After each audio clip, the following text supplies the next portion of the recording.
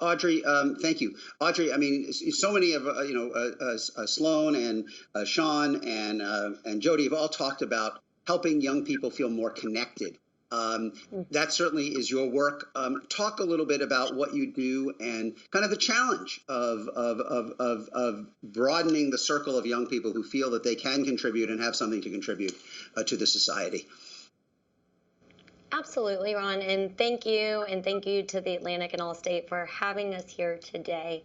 I founded College to Congress 4 years ago to create a Congress that is more diverse, more inclusive, and more effective. The reason why I did that is because we're now seeing what happens whenever we create a law-making system that does not reflect the entire country. When I was a congressional staffer, I didn't see enough women, people of color, and I certainly didn't meet enough people who came from lower socioeconomic backgrounds like my own.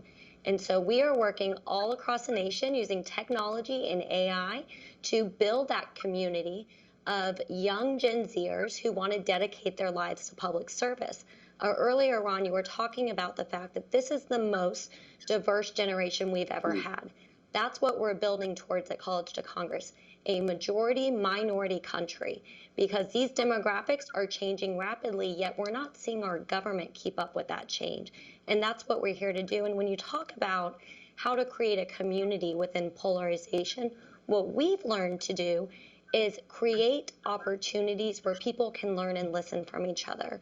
Within our program, we run something called Bipartisan Allies, where we take a student who they may be a very, liberal left-leaning student from the East Coast, and we pair them with a conservative rancher in Texas, and they're bonded over something totally non-political.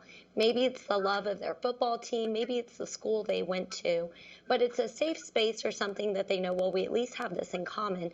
And then we facilitate policy discussions there so they can get to know each other better. That's just one of the many things we do, but I think it speaks directly to that polarization and how to combat it.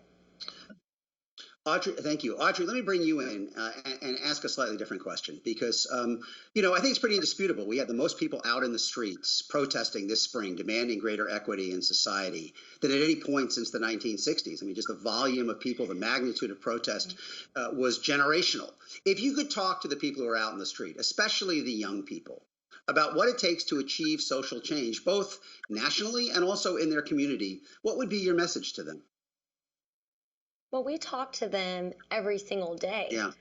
We are working with these students, and what we tell them is let us help you turn that passion into action. I love that you're out there protesting. I love that you are taking these stances, that you're also utilizing technology to share information, to share policies like it's never been done before. But what I really want them to do is to then dedicate their lives to public service and come in and help us fix these laws.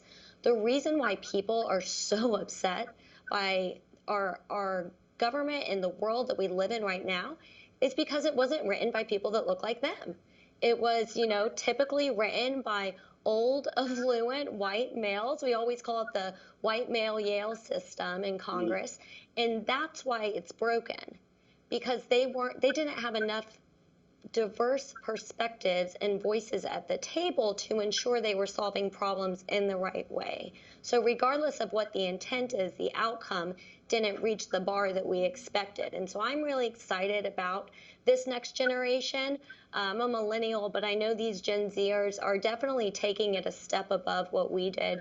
And what we hear from our students, whether they're in California or New York or Kansas or Florida, is that they're not just voting, they're dedicating every Saturday and Sunday to calling and texting their friends. They're finding ways to donate a cent or 5 cents every time the president tweets, whatever it is. They're finding ways to take action right now. And, at College to Congress, we get to be a part of that action for them.